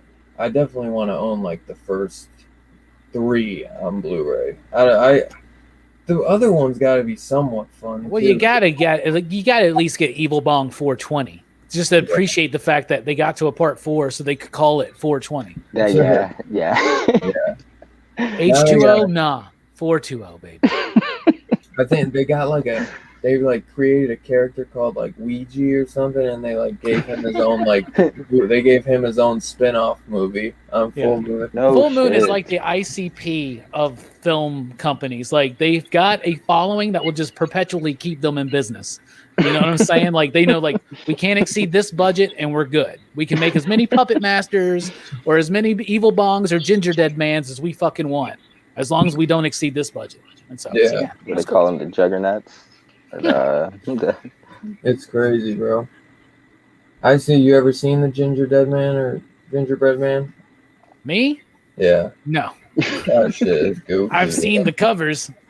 I'll do it if you want to do it for Christmas. Let's do it. The second one's Passion of the Crust or something. No way. Yeah, that's the second one. Yo. That's awesome. I want to say I think freaking John Carl Buechler maybe directed the second one. I'm not sure. I know he directed the fourth, or Ghoulies Go to College, the third one, I think. Yeah. Oh yeah, the much forgotten Ghoulies 3. Yeah. But yeah, I'm excited to start diving into some Full Moon, no doubt. Check that out. Do you want to get into some show and tell stuff? You got anything you want to show? I got a few little items. It's just like 2, but Oh, dude, not show too whatever, serious. bro. It don't matter. So our fellow brother Bobby De La Ghetto station, go Chiefs, yup. He sent me an AOK package, and he's just a great dude. He happened to hear one of my favorite X-Men is Havoc, and so he's like an artist that does repurposed art and stuff. Hell yeah. So which is really cool. And he made me a Havoc doll. No way. Nice. Bro, you got the... Right? Sorry guys, I'm trying to... I don't know if that helps. I love it. But yeah. I love that it's got the headband, bro. Yeah. I had unwrapped this first and I was like, oh, dope, it's like old school Cerebro or something like that. And, I was good. Yeah. And then this bad boy. Sick. Did he customize that?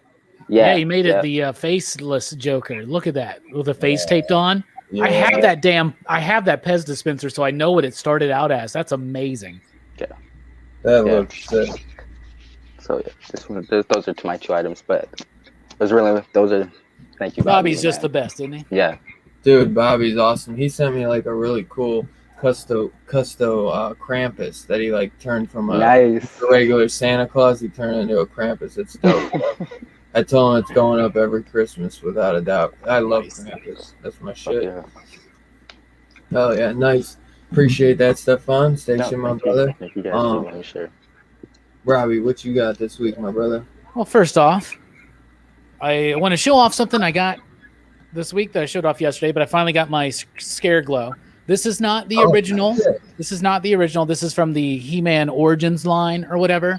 But this is like a $200 loose figure complete from the original one, not the new one. So this is a placeholder for now. He glows in the dark, and I have been fascinated with this figure since I was a kid. I've never owned it, so this is a big deal to me. Nice. I've never owned it.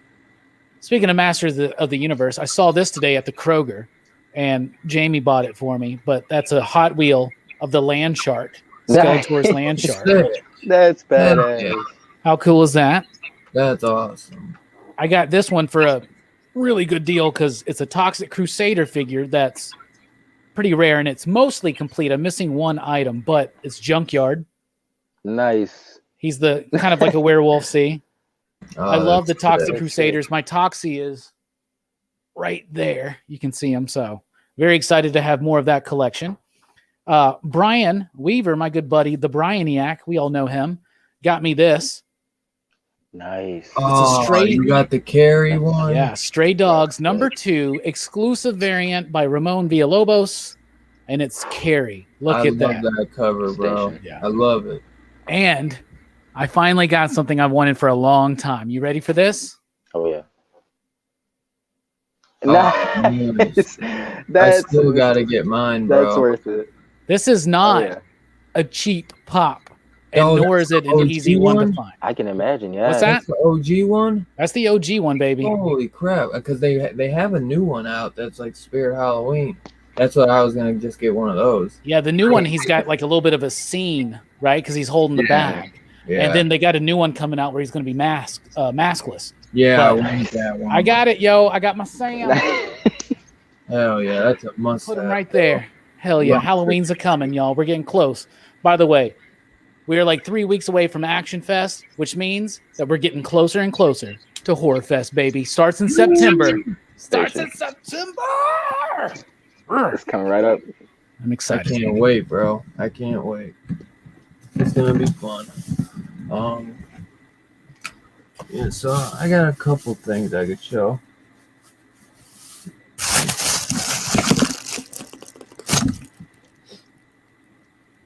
I actually did enjoy this one though, Robbie. The Conjuring. I got the VHS cover. The backup story was really good, but the Snyder hell. backup was really good. I like the first one, and once you watch the movie too, you'll figure out the connection. I read this maybe like a couple hours before, so it is connected to 3. Oh yeah, it's connected. I Okay. thought it might be kind of like a lead up, but yeah, you'll find. I was, just read it. I don't really want to spoil anything, but it's what did you think it was? I thought when I I just read thought it was a meaningless story that like Oh, another thought- mystery in between or something. I thought it was Right. gonna be like whoever the demon possessed before the guy that goes on trial. Okay, yeah, I got you. But I loved it. I had fun with it, and I did love the ferryman story. I hope they do a story like that for everyone. I still got to finish this, but the Nice House on the Lake. So good. Oh, I yeah. gotta finish it. I didn't like it. It's a dense one, man. It looks wordy, so I really wanted to get it my all. You know, Right, it's a Understandable, yeah. unanimous pick of the week, because I picked it. It was my number one. It was Jim's pick of the week. It was really. Jay Strick's pick of the week. It was the owner of my shop's pick of the week. It was the first Wow. time that we all 3 of us picked the same damn book. And people were like, "You guys just order too many of these?" We're like, "No, man, it's really that good."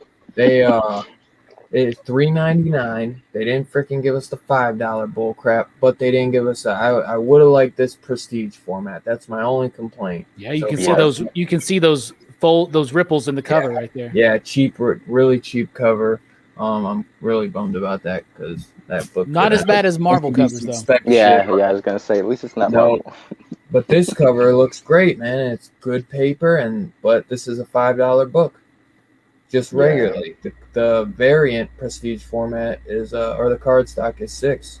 Good. But great issue. I'm freaking loving what they're doing with that.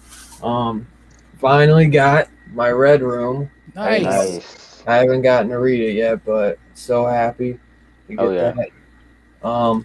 That was a there's read. did you see the purple Ed Piskor variant? Yeah. Dude, that one is sick, bro. Oh yeah, that's fire. I love it. I want it so bad. We had that, but I passed on it. But I just got the Really? regular one. It was already a $6 fucking comic. I man. like, Come on. yeah, Oh, exactly.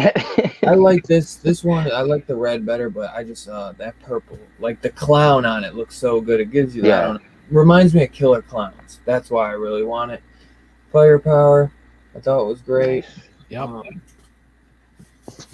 And we're almost done with Immortal Hulk, bro. That's Was kinda it three more issues? Yeah, 3 more, and then I thought it Donnie. was- Yeah, I thought it was only going to 49, but I guess it is going to 50. I had to grab that cover. Yeah, that's I fine. love that. I love the colors and then with the bats. I'm a fan of Batman with the purple background in his cape. Yeah, me too. That's Oh, a yeah. dope cover, by the way. I love. Yeah, I really yeah. wanted to get the variant cover too, but I ain't got the money, bro. But I was so happy at least I could get this because this was Absolutely. one of I was just telling TM that this was one of my all-time favorite animated series as a kid. And I got to do this too, Phantasm. Yeah. Hell yeah. But yeah, dude, I don't know. You said you didn't like the script on this. I just feel like it was written by someone who's never written a comic before. I'll tell you. I think the guy that wrote the screenplay for the movie, so that's probably why it feels more like a movie screenplay, not a comic There's just certain tricks that work for movies that don't work for comics, and he was using tricks that would work in a movie or a TV show, but not in a comic. Like horror, if you want to do a jump scare in a comic book, first of all, that really doesn't exist. No comic book makes you go, ah, but a comic book can make you go, what the fuck? You know what I'm saying? And that it didn't give that, and it was trying to. If this was a movie and some creepy figures coming in from the background, that's a little bit more creepy. But the way they handled it. I mean, I don't know. I don't know who the writer is, so I read it as this seems like someone who doesn't quite know how to craft a comic. But that being said, that's an editor's job. So if you're bringing in someone who's not familiar with the medium, the editor's job is to make sure that they are. So hey, Fable. So maybe it's just a case of bad editing and less of bad writing. If that makes sense. Horror Fest all year round. Give me a big station for that one. Hell yeah. Well, that's one of the reasons why we started Dylan's Horror Show. Because we got tired of Dylan bailing on us every PCP movie night. We didn't do a horror movie. Yeah. So you watched Con 3 and you enjoyed it, Mad Respect Nice? I did enjoy it. I never gave my rating. I'm actually debating on doing like a spoiler review or a non-spoiler review. I'd rather...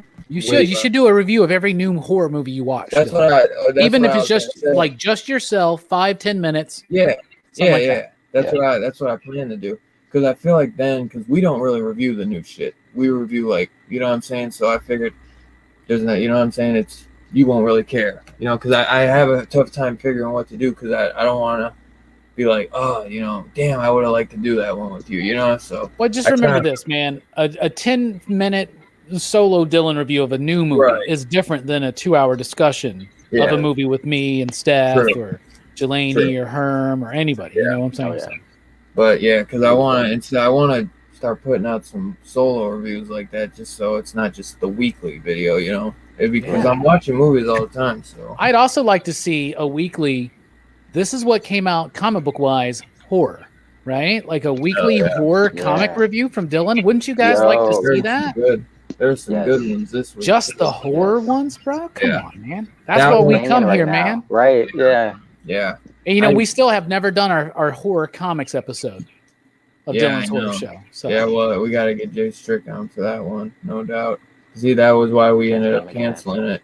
That would be something I would do like every 2 weeks just because then there's always not so many comics, but maybe you only do a couple-minute video or something, Yeah. You always have like a handful of titles to go through. People want to know. There are horror fans that read comics, and they want to know what came out for me this week. Yeah. If you don't do it, I'm going to do it, bro. So you better start. Just take the idea. Take it while it's hot. I'm giving it to you, bro. You better take it now.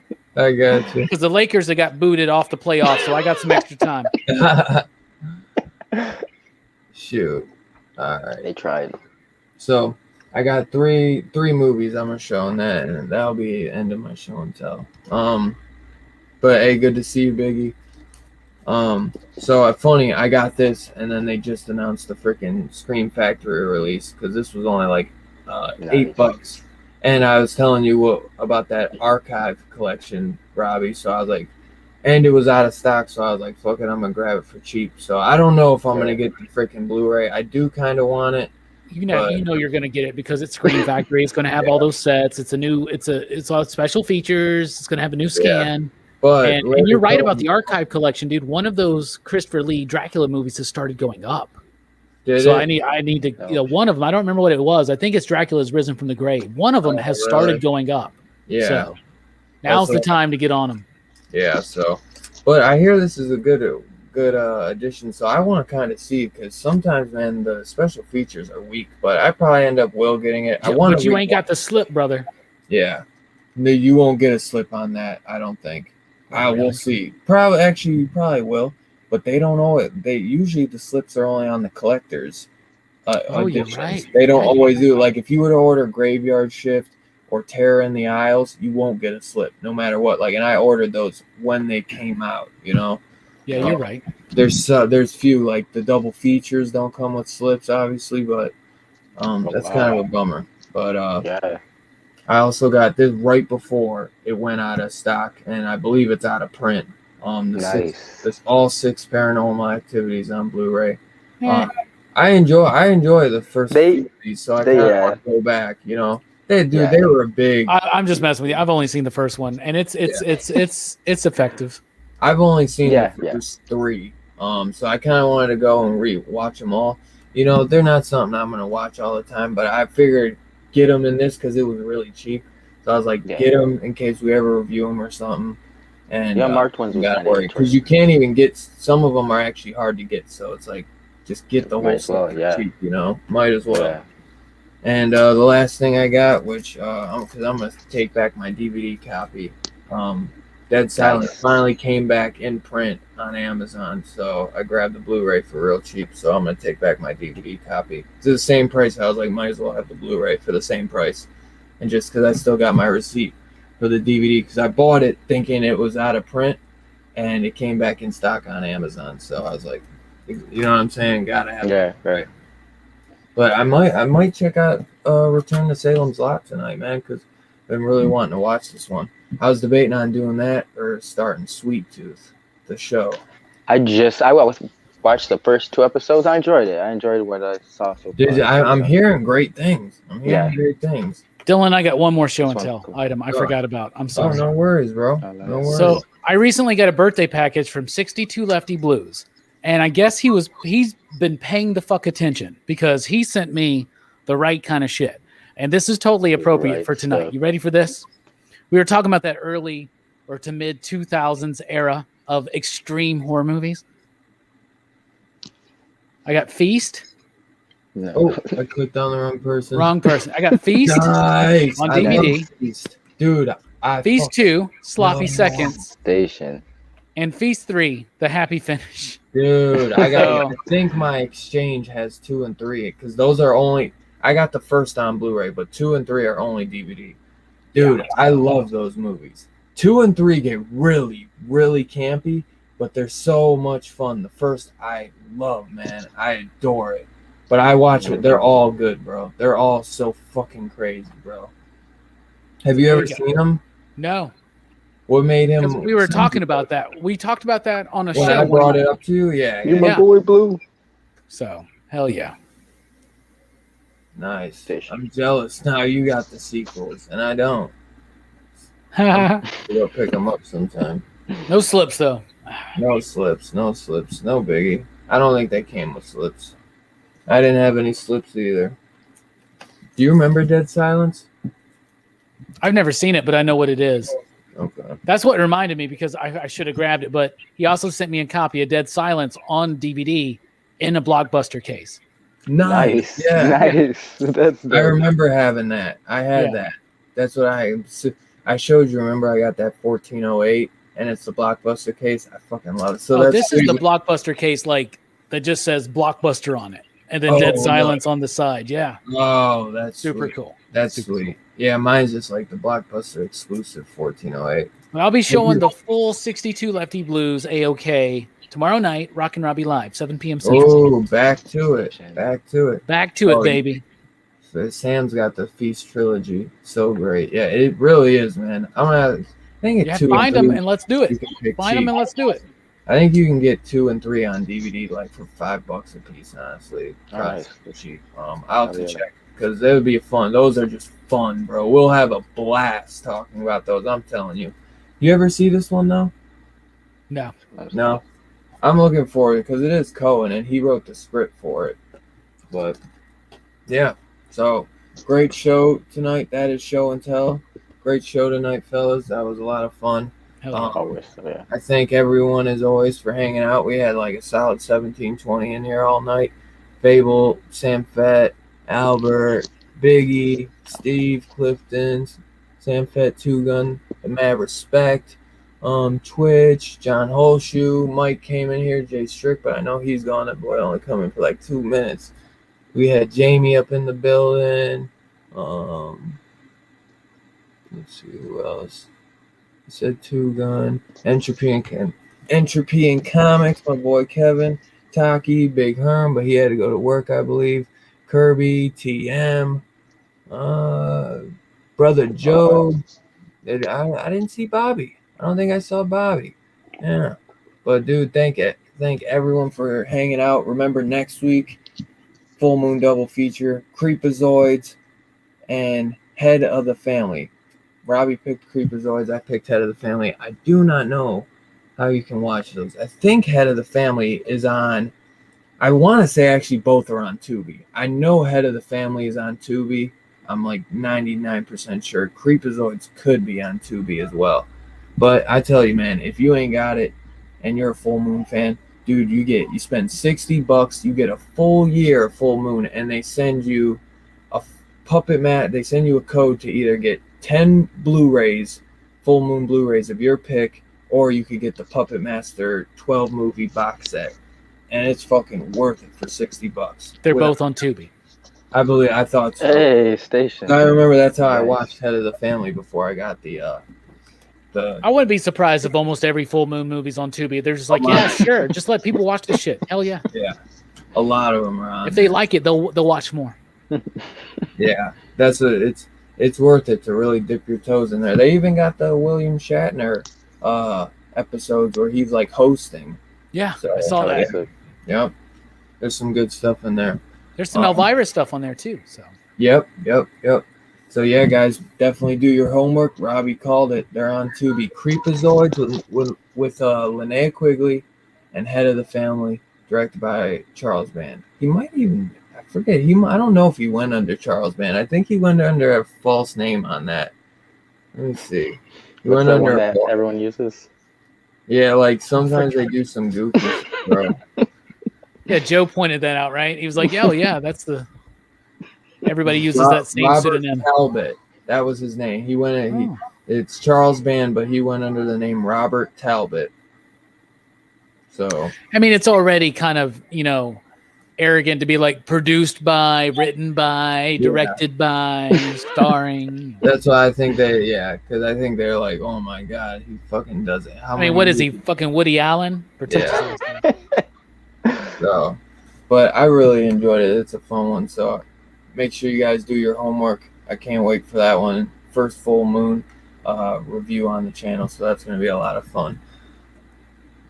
Robbie, you got anything coming up you want to talk about? I know you already mentioned your live stream, but that's what I want to talk about right now. Is after a 2-week hiatus, Rockin' Robbie Live is back tomorrow night at 7 p.m. Central Time. And y'all, we got DC in the 80s. We got top 5 1984 movies. We've got DC sneak peek. We got a movie review of Conjuring 3, The Devil Made Me Do It. We are going to have a grand old time. I know it's been a while, and you know what that means. First of all, we just thought of the Stained song. And secondly, it's going to be ballin'. So y'all be there tomorrow night, 7 p.m. Central Time, Rockin' Robbie Live. It's been a while since I'm gone. That's going to be a lot of fun.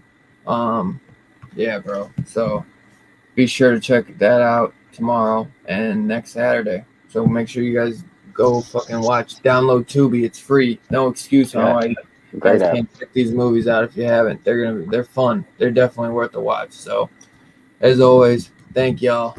You guys have a great night. Station.